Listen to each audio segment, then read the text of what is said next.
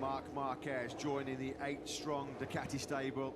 Special moment then for Luca Marini, as for the very first time he throws his leg over a factory motorcycle in MotoGP. Out he heads on circuit here, the 4-kilometre Ricardo Tormo circuit. I'll wait till he does actually leave pit lane.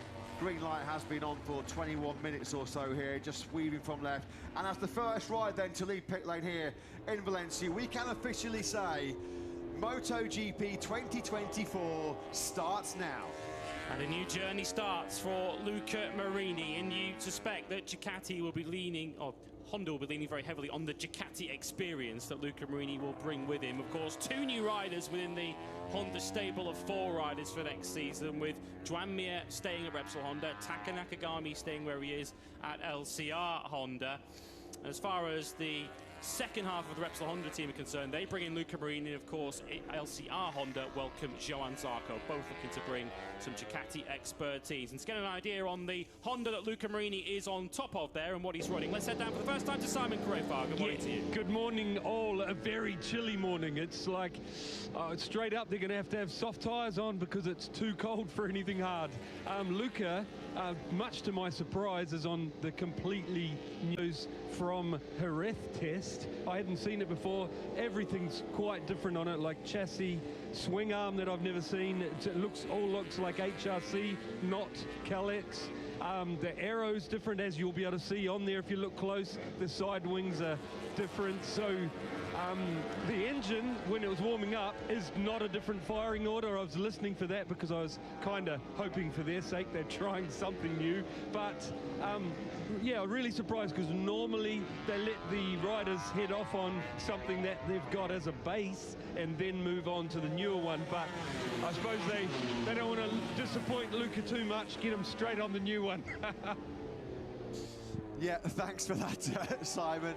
Yeah, radical updates that we saw for the first time at the Misano test, didn't we, in September? And this is a bike that Jack Gorst, our colleague, I think Lewis, he said is heavily based on that model, as Luca Marini will just be a little bit tentative here in these chilly, breezy conditions in Valencia, just to make sure before he starts pushing close to the limit. Of course, he won't be going out and taking big risks here, but just making sure that he's building up some temperature in those tyres.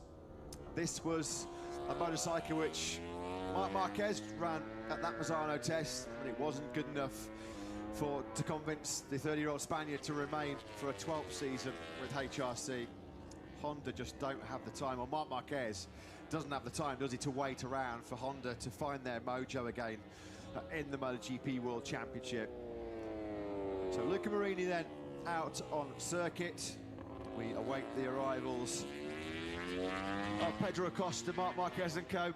As we mentioned at the top of the broadcast as well, several new riders switching teams for 2024.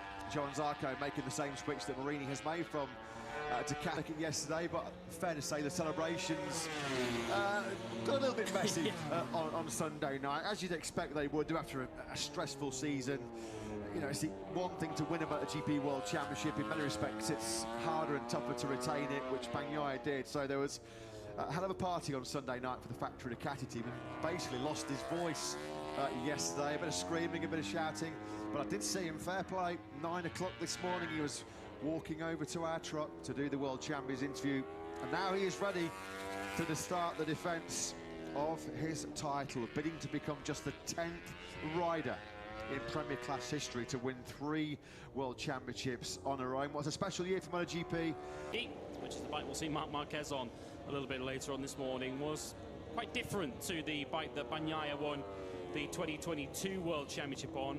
Of course, Enea Bastianini had quite the challenge adapting from the 21 Ducati that he jumped off to the 23, and of course the injuries he had in the first half of the season certainly didn't help him in trying to make that acclimatization.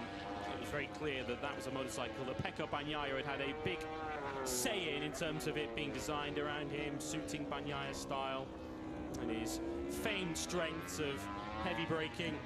Aleix Spargo said in pre-season testing at Sepang that he was riding behind that Ducati and he could not believe. Helmet, what does lie in store? It's going to be fascinating to see, isn't it?